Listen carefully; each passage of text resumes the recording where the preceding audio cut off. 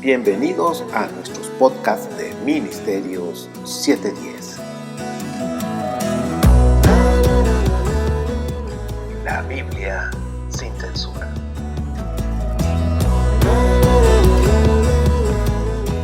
No tengo la verdad absoluta. Investiga, verifica, experimenta y concluye.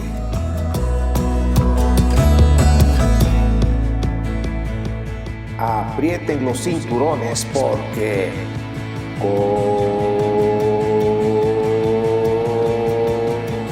comenzamos.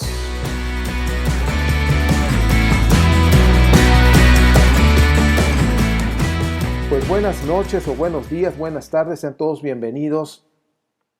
Gracias a Dios seguimos vivos y contentos y nos permite volvernos a ver para aprender juntos las escrituras, lo que estamos analizando.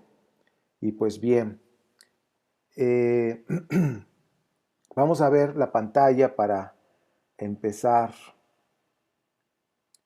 nuestra clase. Como decía, es la clase número 3 y pues bueno, bien saben lo que siempre hemos dicho. Yo no tengo la verdad absoluta, eso me queda muy claro y espero también a ustedes. Y el objetivo, por favor, y verifica, investiga, experimenta, concluye. Tu conclusión es la más importante, no la mía. El objetivo, vamos a descubrir quién es el personaje legendario llamado Moshe, de dónde salió y por qué le dedicaron todo un libro para hablar de él como el precursor del monoteísmo.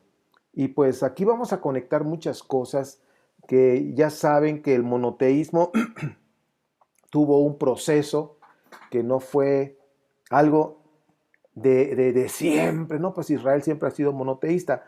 Al menos eso lo creíamos antes, cuando no investigábamos asuntos históricos, la historicidad y cosas así. Entonces pensábamos que pues no, Israel siempre ha sido monoteísta. Pues no. La historia nos muestra otra cosa.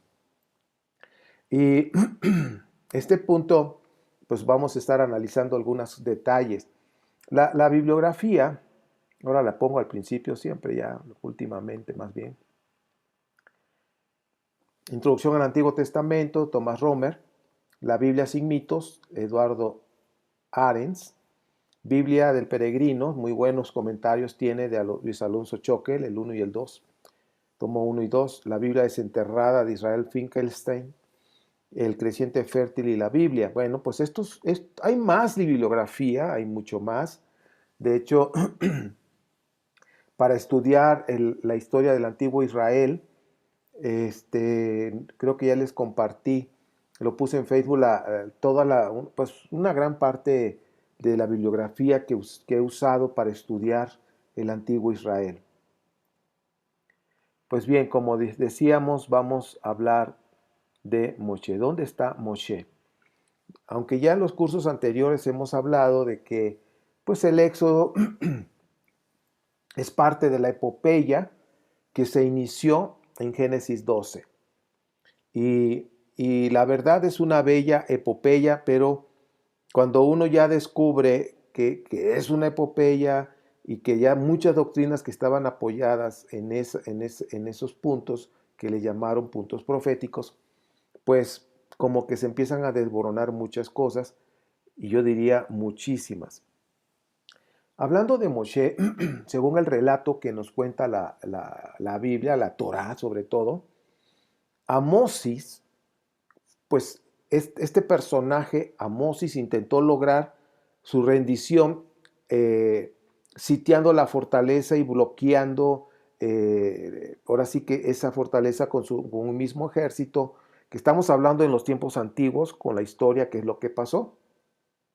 Entonces, finalmente, viendo que era imposible tomarla, concluyó con los Hicsos, estamos hablando ahora de los Hicsos, año 1500 aproximadamente, pues un tratado en virtud de que tenían que abandonar todos a Egipto y que podían marchar sin problemas al lugar que desearan.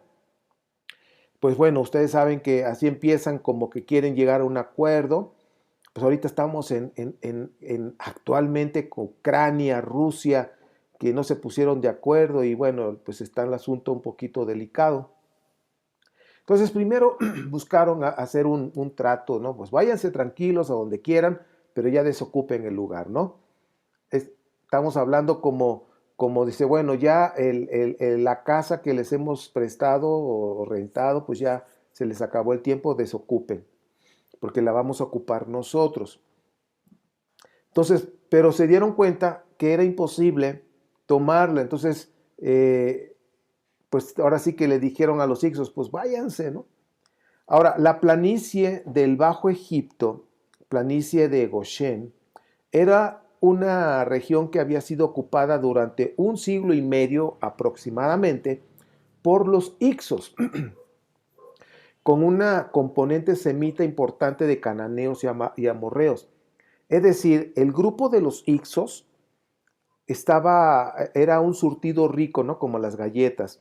Era un grupo, pues ahora sí que de diferentes razas, regiones. Entonces había un grupo fuerte de cananeos y amorreos también en ese grupo que estaba ahí. Ahora, es importante que nosotros veamos que era la puerta asiática de entrada y salida de Egipto. Era el lugar de paso más indicado hacia el camino de Canaán, ahora sí que pasando por el Sinaí, por el Negev, para cualquier intento de huida. O sea, ese era el camino pues más lógico que podían tener, directo para llegar a Canaán. Pero según el relato, nos muestra pues que hubo una salida aproximadamente de 2 a 3 millones de personas, el relato bíblico. No pudo haber sido una salida masiva de esa cantidad de gente, de 2 a 3 millones. O sea, estamos hablando de muchísimas personas, sino que la salida que hubo de estos éxodos o estas salidas fueron en pequeños grupos, ¿sí? Y pues ni por el camino más corto que el de la costa, sino fue por el Sinaí. Ahora, las fronteras de Egipto estaban fuertemente custodiadas desde la invasión de los Hicsos. Entonces estamos viendo históricamente esta información que sí existe, que los de los Hicsos, pues eso sí fue real, pero no fue precisamente el éxodo que habla la Biblia o el éxodo bíblico. Ahora, en base a estas condiciones, los pastores, que estamos hablando de gente que se dedicaba a esto, estos pastores con sus familias, con sus posesiones, aproximadamente eran 240,000 personas que abandonaron Egipto, que viajaron en el desierto en dirección a Siria. Ahora, esto es importante porque esto es un dato histórico. De acuerdo a todo ahora sí que los documentos y toda la historicidad que hay, 240,000 personas abandonan Egipto, viajan por el desierto en dirección a Siria.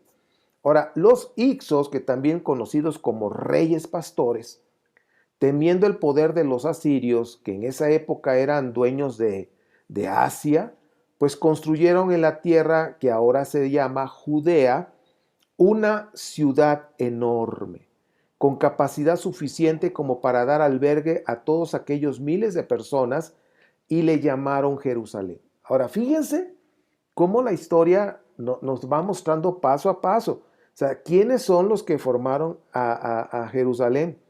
Porque ahora sí, dice, los asirios están poderosos, pues vamos a quedarnos aquí en Judea y vamos a hacer una fortaleza, una ciudad para albergar a todo este grupo de personas. Y así le llamaron a Jerusalén.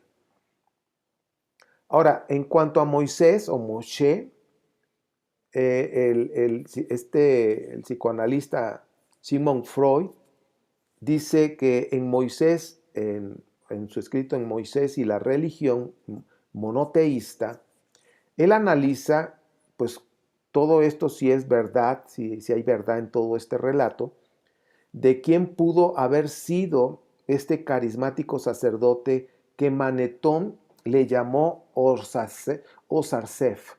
¿Ok? Entonces, Manetón, así le llamó Osarsef a este sacerdote carismático que había sobresalido, y así como la curiosa historia bíblica de sus orígenes de Moisés. Entonces, aquí ya estamos, ahora sí que Sigmund Freud habla de lo que dice este señor historiador Manetón. ¿Sí? Bien, Osarsef, este personaje que habla Manetón, lo relacionan con Moshe, ¿ok? Y vamos a ver aquí aquí está, en la diapositiva. Osarsef está relacionado con Moshe, que de alguna manera, pues también para Sigmund Freud, que también era un judío, pues habla de que era un sacerdote egipcio. Chequen el dato, mis queridos, o sea, hemos hablado, Moisés era egipcio, era levita, y es lo que vamos a ver. Era un sacerdote egipcio que condujo 80,000 sacerdotes en rebelión contra Egipto en el siglo XII antes de la era cristiana, que eso está hablando de la dinastía 19. También fueron conocidos como los leprosos. No estaban leprosos, pero era una manera de identificar a aquellos rebeldes.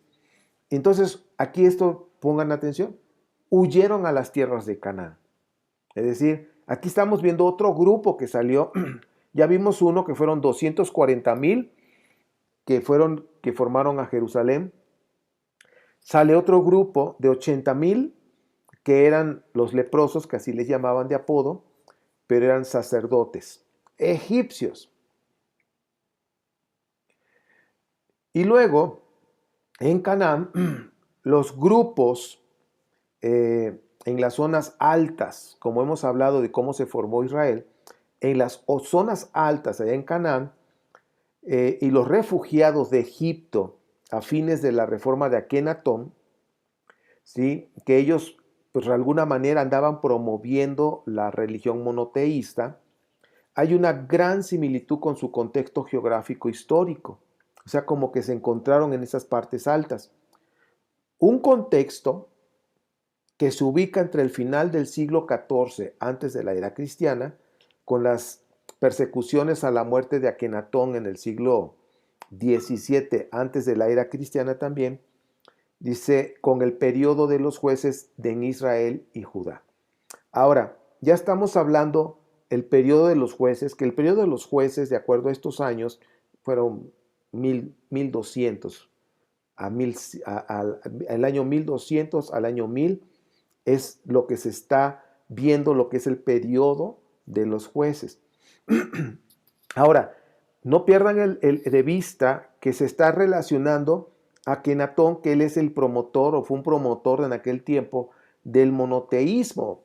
Bueno, uno de los que estaban registrados, algunos le llaman que fue uno de los primeros promotores. Ahora, los descubrimientos arqueológicos han puesto en evidencia asentamientos en las tierras altas de Canaán, que culminan con el descenso y derrocamiento de los centros cananeos en las crisis que hubo en el bronce tardío. Esto está más o menos en los años 1300 al año 700 antes de la era cristiana, ¿sí? Pero son muy diferentes a los relatos bíblicos. Entonces, ya estamos viendo, los relatos bíblicos, hemos dicho, la Biblia no es un libro de historia, es un libro místico, es un libro que habla de principios espirituales y que son poderosos esos principios, pero estamos viendo que todo lo que sucede y que está registrado en la historia no embonan con lo que la Biblia dice, ¿ok? Como en este caso, que les estoy hablando ya de arqueología en esas tierras altas. De hecho, hay un video donde se explica totalmente todo esto, esos asentamientos en las tierras altas, y pues está en el bronce tardío en el año 1300 a 1700 antes de la era cristiana. Ahora, chequen ustedes los años. Miren, entonces los Ixos, para que ustedes vayan conectando, Los Ixos en el primero es antes de la era cristiana, nada más que volteé las letras. Es 1500 antes de la era cristiana, están hablando del periodo de los Ixos. 1335 Akenatón, ¿sí? Su periodo. Año 1300 antes de bueno, todos son antes de la era cristiana para no estar repitiendo. Entonces, en el 1300 aparece el sacerdote Osarsef, que es el que relacionan con Moisés. En el año 1190 están los jueces con Israel y Judá. Año 1150 está el nieto de Moisés, ¿sí? Y en el año 1020 pues es cuando entra el rey Saúl, cuando aparece. Recuerden que cuando el rey Saúl, el reino del norte y el reino del sur estaban separados, o sea, nunca estuvieron juntos. Hasta después que murió Saúl fue que se unieron, de acuerdo a la historia. Bien, entonces chequen los años y dése cuenta cómo estamos hablando de diferentes años, diferentes tiempos, diferentes salidas de personas. Ahora, los documentos jeroglíficos egipcios, las cartas de el Amarna acusan la existencia de débiles centros cananeos, pero ignoran los asentamientos judeo-israelitas en las zonas altas. Entonces, recuerden, Canaán tiene sus zonas altas en esa montaña. Ahí es donde realmente se empezó a formar ese grupo que después se conoció como Israel.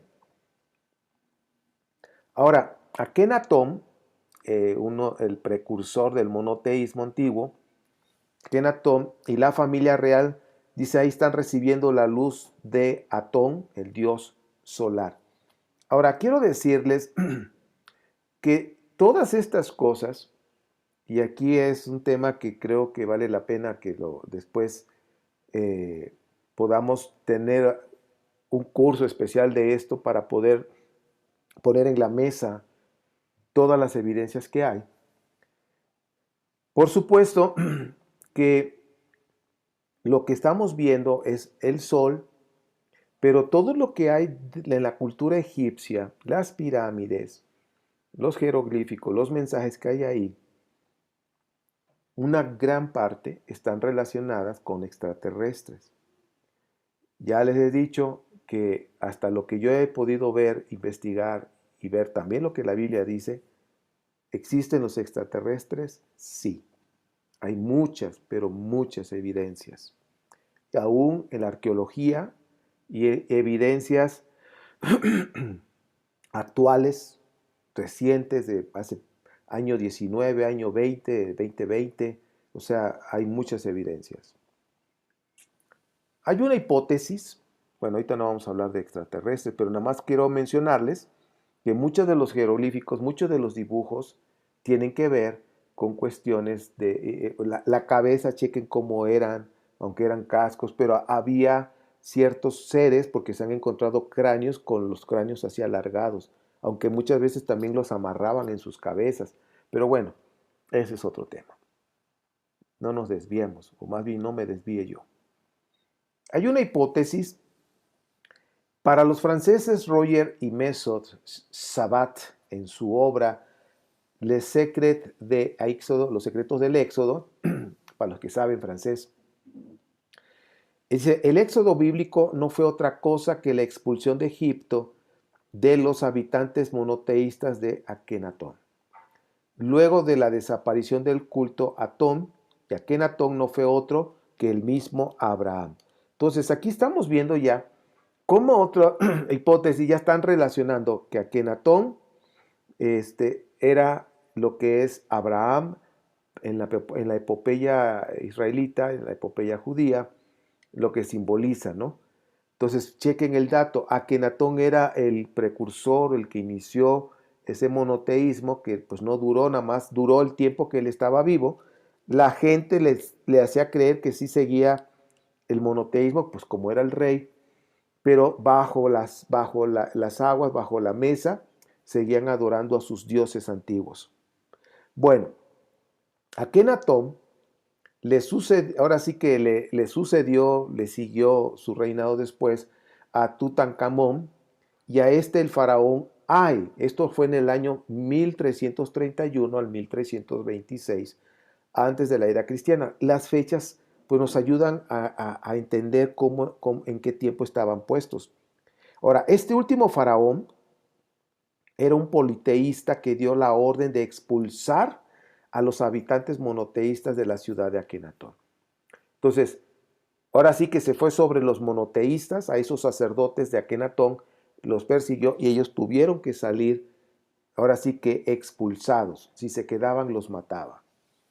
Ahora, según los hermanos Sabat, que los franceses que acabo de mencionar, dicen ellos que los expulsados se dirigieron a Canaán, provincia situada a 10 días caminando en marcha desde el valle del Nilo, y se llamaban Yahuds, Y-A-H-U-D,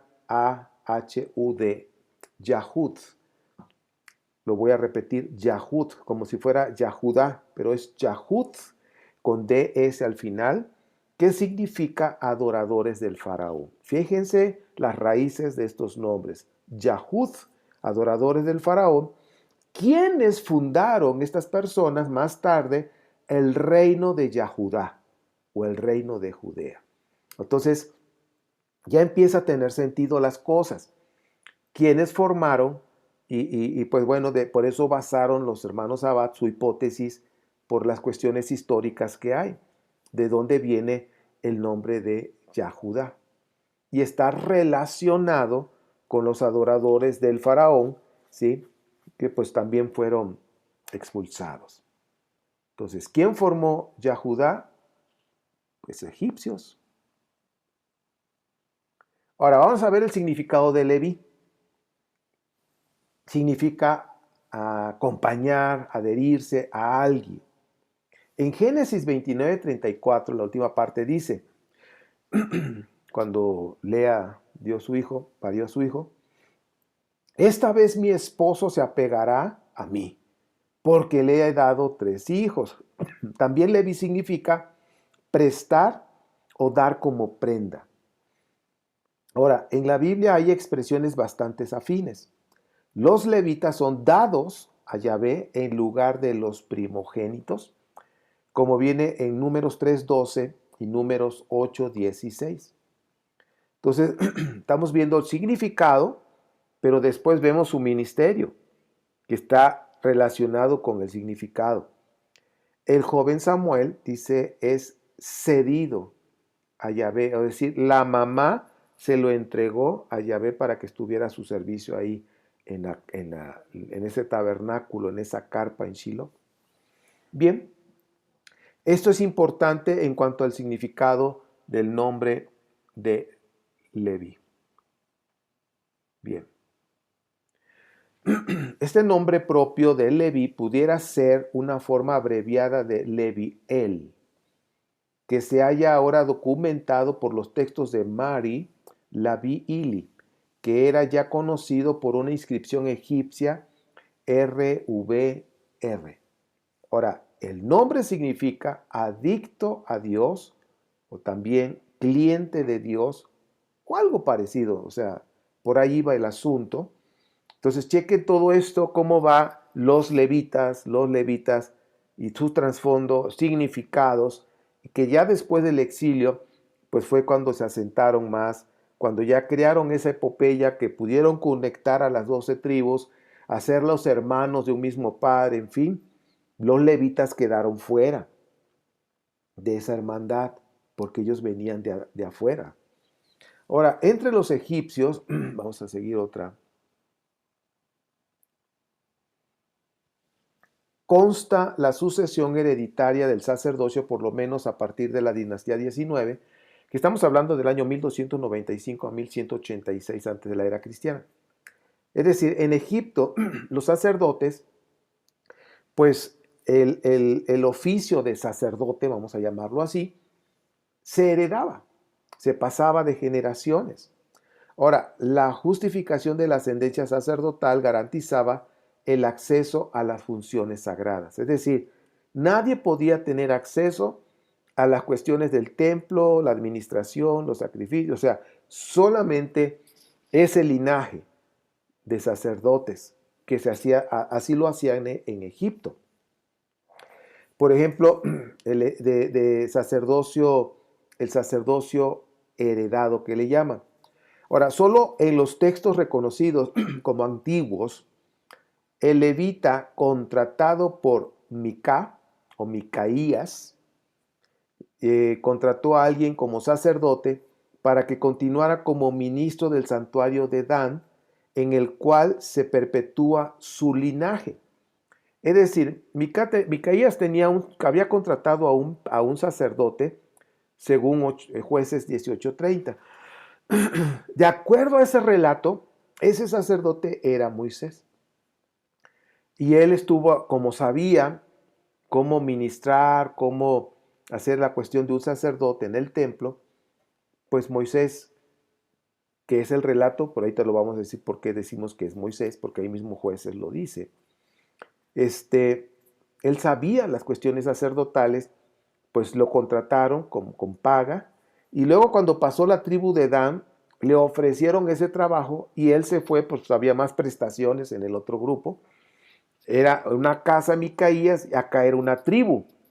Entonces, no, pues me voy con aquellos y estableció un linaje de sacerdocio, pero no era un sacerdocio monoteísta como tal, sino que era un sacerdocio politeísta, porque así el nieto, que siguiendo esa herencia, el nieto era politeísta. Jueces 18:30 dice: los danitas erigieron para ellos la imagen tallada, y Jonathan, hijo de Gerson, hijo de Moshe. Ahora, en algunos traductores copistas de la Biblia, de la Torá, de los libros hebreos, no ponen Moshe, ponen Manasés. ¿Sí? Le ponen ahí otra letra para cambiarle y no que vean que era Moisés. Pero dicen los escritos antiguos, dice Moisés. Entonces, dice, Jonathan, hijo de Gerson, hijo de Moshe, y sus descendientes sirvieron como sacerdotes para la tribu danita hasta que el país fue al exilio. ¿Ok? Ahora, en Jueces 17 y 18 nos muestra un personaje llamado Moisés, un levita, que venía del reino de Judá. Chequen el dato. ¿Quiénes formaron Judá? Gente que salió de Egipto. Moisés, que habla Jueces, dice que venía del reino de Judá, que era levita, del reino de Judá, que fundaron los expulsados monoteístas, seguidores del faraón Akenatón. Ahora, los sacerdotes de Akenatón se llevaron el monoteísmo a Canaán. Los sacerdotes adoraban al dios Sol. Fíjense cómo adoraban a un dios Sol, aunque estaban conscientes que habían otros dioses. ¿Ok? ¿Sí? Adoraban a un dios llamado Sol, que venían con lo de Akenatón. La prueba está que eso perduró con el paso del tiempo, porque Israel pues se convirtió en pues, lo que es todo Canaán, que es Israel. Eran politeístas. Entonces había una monolatría. ¿Qué es la monolatría? Yo creo un dios, pero sé que hay otros. Bueno, entonces los sacerdotes adoraban al dios Sol, y la prueba que tenemos en Ezequiel 8:16 dice: y me llevó al atrio interior del templo. A la entrada del templo, entre el vestíbulo y el altar, había unos 25 hombres que estaban mirando hacia el oriente y adoraban al sol, de espaldas al templo de Yahvé. Chequen ese dato. Entonces, eran personas importantes, sin embargo, le daban la espalda al templo y miraban hacia el sol en esa adoración que le estaban haciendo. Isaías 16, que es el primer Isaías, estamos hablando de los años 800 aproximadamente. Isaías 17:8 dice: ya no se fijarán en los altares que son obra de sus manos, ni volverá la mirada a las imágenes de Asherá, ni las imágenes del sol que sus dedos fabricaron. Entonces, dése cuenta, ya estamos en los años 800 con este primer Isaías, que había adoradores del sol, ¿ok? Todavía seguían con esos adoradores del sol, hablaban de Yahvé, pero hablaban también del Dios Sol, ¿ok? Isaías 27:9, que también es el primer Isaías, 8, 16, 17:8, me había adelantado yo, aquí está. Ese ya lo leí, ¿verdad? 17:8, ahora falta 27:9. Dice, así, Isaías 27:9, así quedará expiada la iniquidad de Jacob. Dice, esta será la única condición para que se le perdone su pecado, que reduzca a polvo todas las piedras del altar, como si moliera piedra caliza, y no deje en pie ninguna imagen de Asherá, chequen el dato, ni altar de incienso, entre paréntesis, el sol. Es decir, chequen, ahora está Asherá, está el sol. ¿Okay? Entonces, había templos donde tenían a Yahvé como una columna y en otra más chiquita estaba Asherá. ¿Ok? Entonces, chequen el dato, ya están apareciendo más, pero el dios Sol seguía ahí, permanecía. Ahora, de acuerdo al relato bíblico de Jueces, Moshe sí existió, pero como el que dice Jueces, el libro de Jueces, era un levita y sacerdote que se volvió después politeísta. ¿Ok? ¿Por qué? Porque sus generaciones no permanecieron adorando solo al sol, sino a otros dioses que ahorita acabamos de leer. Asherá, el dios sol, Yahvé, en fin. Adoraban al dios sol, que es Atón, como prioridad, pero con Micaías reconocieron la diosa, fíjense, a la diosa Asherá, a Baal y al dios El. Esto es impresionante. Entonces, ya cuando estaba Moshe en la casa de Micaías, Micaías tenía ahí ya sus dioses y era Asherá, el Baal y el dios El, y aparte, pues, al sacerdote que estaban contratando, que en este caso era Moisés, de acuerdo al relato de Jueces, él adoraba al dios Sol y pues también respetaba a los otros dioses y pues también hacía ciertas ceremonias a los otros dioses de Micaías. Ahora, estos investigadores franceses sostienen entonces que Abraham, Moisés, Sara, Isaac, Rebeca, Jacob o Israel, como se conoce, contienen nombres y títulos de la realeza egipcia. ¿Ok?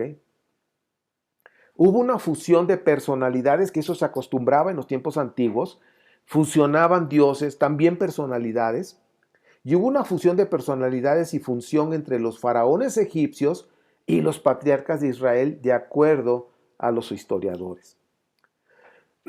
¿Cómo es posible que Abraham y Moisés y el pueblo israelita no dejaron rastro alguno en el antiguo Egipto, pues pese a que ahora sí que fue un escenario tan importante y fue un escenario gran parte del Antiguo Testamento, de la historia de Israel, pues fue Egipto.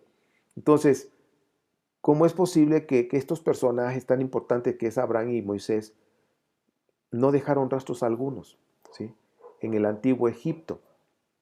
Solamente lo que dice la Torá, que estuvieron allá, pero no hay más registros. Recuerden que los egipcios, pues hasta los estornudos escribían. Moisés y Josué, ahora vamos a tocar esto, Moisés y Josué comparten los mismos símbolos: serpiente y el bastón, los cuernos y el rayo, mismos símbolos. Ahora, están hablando entonces que tenían un mismo destino, el de servir como acompañantes a esas personas que habían salido a través del desierto. Por eso estos símbolos, serpiente y bastón, cuernos y rayos, Ya ven que a Moisés lo dibujan a veces con cuernos, que también te habla de una autoridad, en fin, de un ser enviado. Pero simplemente está simbolizando que eran acompañantes, de acuerdo al relato, de esas personas que caminaron por el desierto. Segunda de Reyes 18:4 dice, la serpiente de bronce que Moshe hizo. La pregunta es, ¿la hizo? Pues si no salieron de Egipto, no fue el Moshe que dice el Éxodo. Entonces, ya ahí empezamos a encontrar ciertas cosas que ya no embonan, que ya no van a la par, ya no caminan juntas. Si Moisés fue un personaje que fue importante en esta epopeya, ahora estamos en Segunda de Reyes, que es parte del libro de los deuteronomistas, hablando de esta serpiente, pero que se le pone como autor a Moisés. Entonces, Moisés del libro del Éxodo es un personaje, pero bien completo, pero un personaje legendario, que abrió el camino al monoteísmo para adorar solamente a Yahvé, que los liberó de la esclavitud de Egipto. Les he estado compartiendo que hubo varios exilios, varias salidas, entre ellas estuvieron los sacerdotes que salieron, que formaron Judá o Yahudá. Entonces, vemos que el Éxodo nos muestra a un Moisés adorador monoteísta solamente de Yahvé, cosa que la historia de Jueces dice otra cosa. ¿Ok? El Éxodo es una combinación narrativa de los Ixos, de los Chasus y los sacerdotes egipcios que salieron por adorar a Dios Akenatón. Entonces hubo 3 salidas importantes documentadas: Ixos, los Chasus y los sacerdotes egipcios adoradores del dios Atón o el dios Sol. Son 3 salidas. Ahora, el relato del Éxodo agarró esas 3 para poder ser parte de esta epopeya que hemos estado hablando. Ahora, es importante que recordemos que los escribas de la Torá, los que hicieron esa sincronización de escritos, eran judaítas. No olvidemos esto. Yo lo he estado diciendo muchas veces, eran judaítas, eran judaítas. Y una de las fuentes era la fuente sacerdotal, pues que eran levitas, ¿ok? ¿Que dónde vienen? Egipcios. Entonces tenemos la fuente eloísta, la fuente yavista, la fuente sacerdotal y la fuente deuteronomista, que son partes, ahora sí que son las fuentes importantes para todo este compendio de escritos que ahora lo conocemos como Torah o el Humash, los primeros 5 libros. Entonces, ya para ir cerrando, la biografía de Abraham tiene varios puntos en común con la vida del faraón Akenatón. La ruptura con el politeísmo, la destrucción de los ídolos, la separación política y religiosa entre él y su padre, las intrigas entre sus esposas, entre otras cosas. Es decir, hay un paralelismo entre Abraham y el faraón Akenatón en cuanto a la historia que se relata con respecto a Abraham. ¿Ok? Ahora, hasta este punto, hasta el día de hoy, hemos analizado entonces que Abraham y Jacob pues no son parientes, que Jacob no es padre biológico de las 12 tribus, pues que Moisés bíblico, así como lo muestra el Éxodo, no existió. El Pesaj que nosotros vimos según el relato del Éxodo, de la sangre en las puertas, eso no sucedió, pero que esa tradición o esa costumbre es una tradición de las tribus nómadas del desierto de Arabia, de árabes. Ahora, Jueces describe al verdadero Moshe, ¿sí? Ahora también, hasta aquí hemos visto que los levitas, pues vienen, su sangre, su raíz es egipcia. El sistema del templo tiene un trasfondo del sistema religioso de los egipcios. Es decir, el sistema del templo israelita, desde el que se conoce, bueno, muchos tienen la duda del templo de Salomón, pero de acuerdo a algunos datos, el templo de Salomón y el templo que estuvo en Jerusalén tienen la misma base espiritual, por decirlo así, de los tres lugares importantes que tiene el templo. Los atrios, lugar santo, lugar santísimo, como lo hemos conocido, que también el templo egipcio, que son más antiguos que los de Israel, también tienen esos lugares como los tiene el lugar a los atrios, lugar santo, lugar santísimo, igual los egipcios, los templos que están en Egipto, que hubo. Entonces, el sistema del templo pues tiene una base muy fuerte, muy parecida al de, ahora sí que tiene una influencia del sistema religioso del templo en Egipto. Ahora también la Torah nos muestra una hermosa epopeya del pueblo de Israel. Pero ahora vamos a terminar con unas preguntas. Entonces, hasta aquí es lo que hemos ido analizando, lo que la historia, la historicidad nos ha mostrado. La pregunta ¿es necesario el tercer templo para que venga el Mesías? O sea, para que venga un Mesías, de acuerdo a lo que los israelitas esperan. También se necesita un tercer templo para que regrese Yeshua. Ahora, los templos que existen antiguos, que tienen más de 10,000 años de antigüedad, están en puntos estratégicos, he estado investigando acerca de eso, están en unos puntos estratégicos en la Tierra, en toda la Tierra, y están relacionados con intervenciones extraterrestres. Ah, caray, aquí ya estamos tocando otras cosas. La información arqueológica que hay hasta ahorita muestran rastros de una inteligencia superior de acuerdo a ese tiempo que se vivía. Entonces empiezan a ver de qué manera se hizo el templo de los egipcios, los tres, ¿sí? Las tres pirámides. Entonces, para terminar, entonces ¿la Biblia qué es? Bueno, la Biblia no es un libro de historia.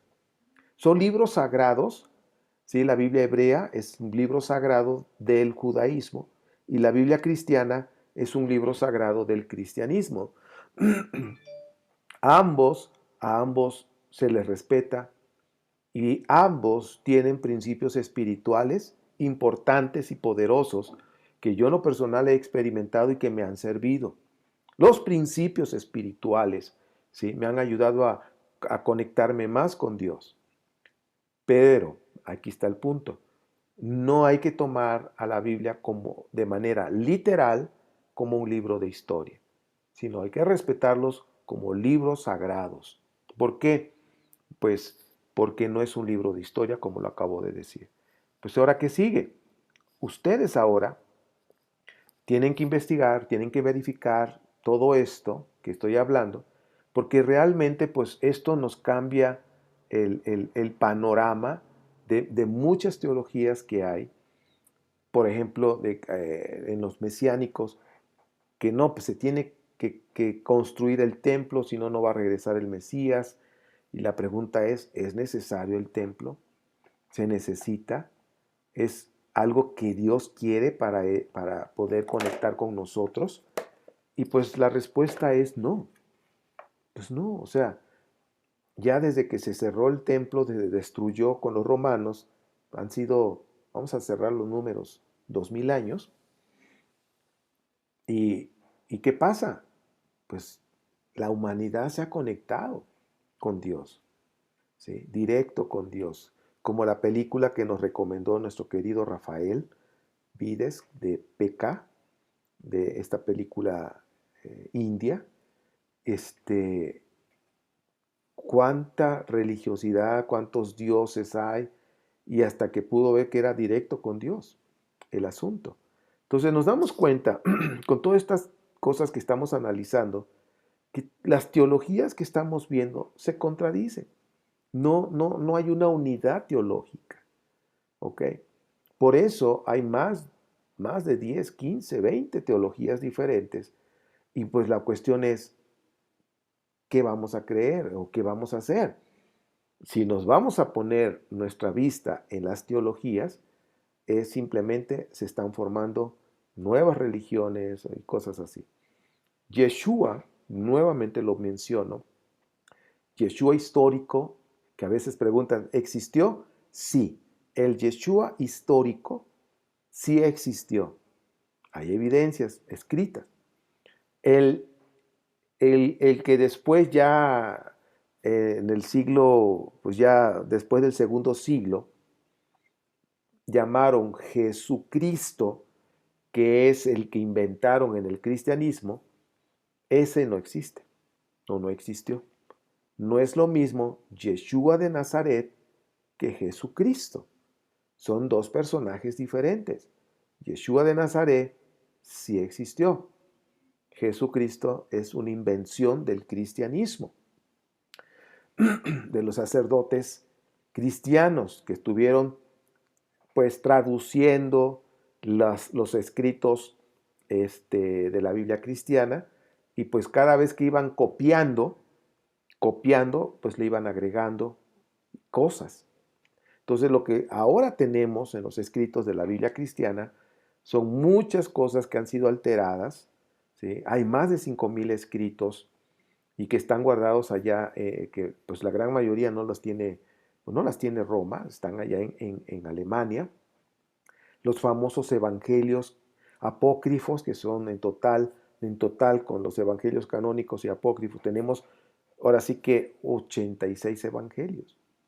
Entonces, ¿a qué llegamos a este punto?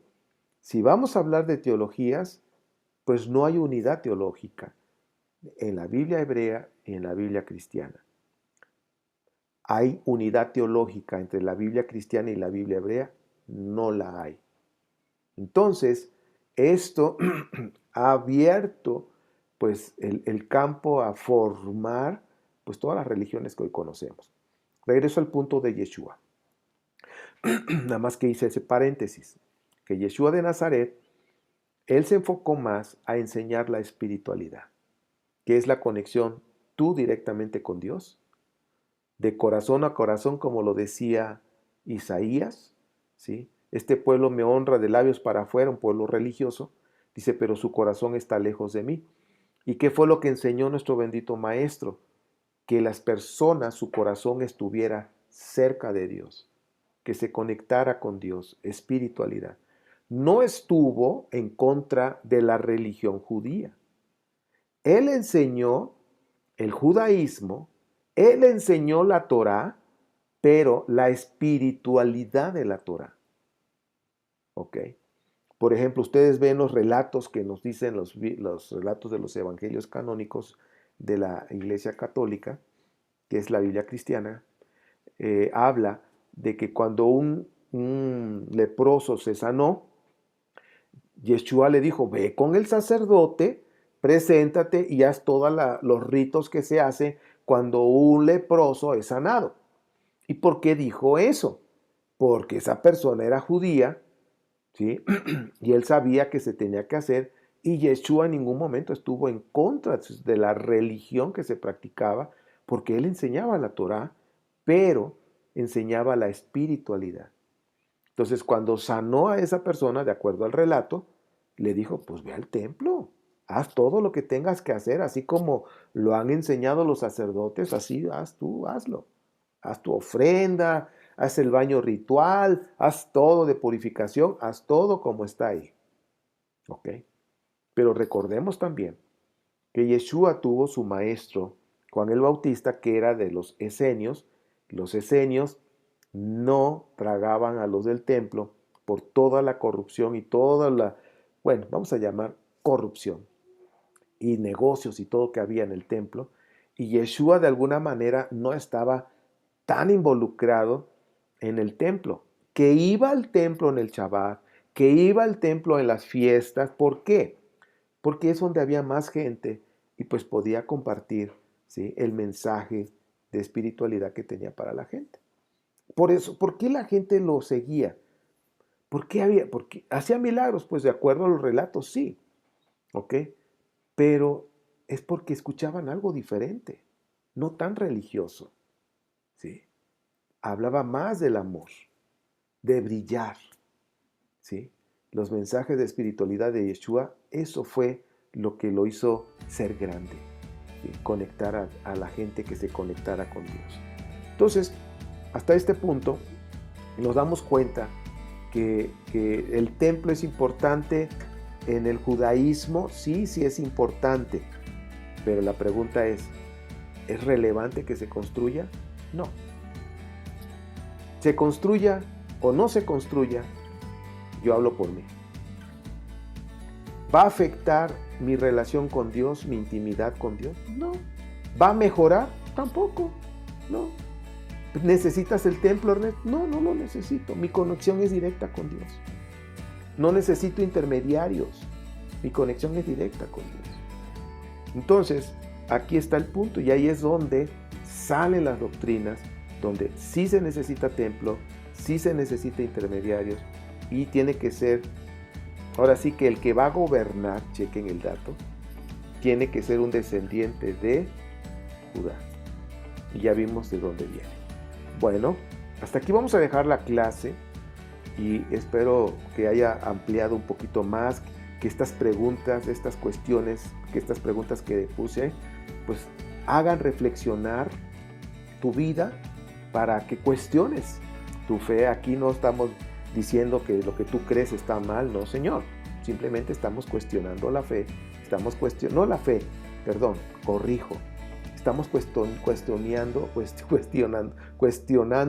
nuestras creencias. Como yo me he estado y sigo cuestionándome muchas cosas conforme voy aprendiendo, avanzando. Entonces, cuestiona tus creencias. Con toda esta información que hoy, algunos puntos repasamos, otros los estamos viendo ya de otra perspectiva. Yo quiero decirte algo. Yo no sé si les ha pasado. Tú puedes escuchar una enseñanza o puedes leer un libro que leíste un libro hace 3 años. Lo vuelves a agarrar ahorita a leerlo, pero en estos 3 años has investigado, has aprendido, en fin, has corregido tus creencias. Agarras el libro y te aseguro que lo vas a como si fuera la primera vez, y lo vas a entender de otra manera. ¿Por qué? Porque tu mente ha cambiado, ha evolucionado tu manera de pensar. Entonces, pues, cuando nosotros evolucionamos nuestra manera de pensar, crecemos, ¿ok? Crecemos bastante. Pues bueno, hasta aquí la dejamos, y que pues nuestro Padre Eterno te siga revelando y te siga mostrando más cosas.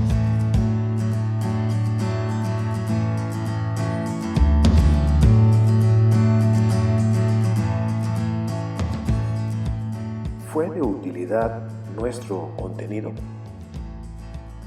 Ayúdanos a llegar a más personas. Compártelo en todas tus redes sociales.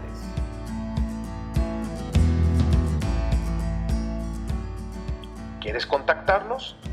Hazlo por WhatsApp o Telegram al teléfono +52 771 236 7386. Si Dios lo permite, hasta el próximo episodio.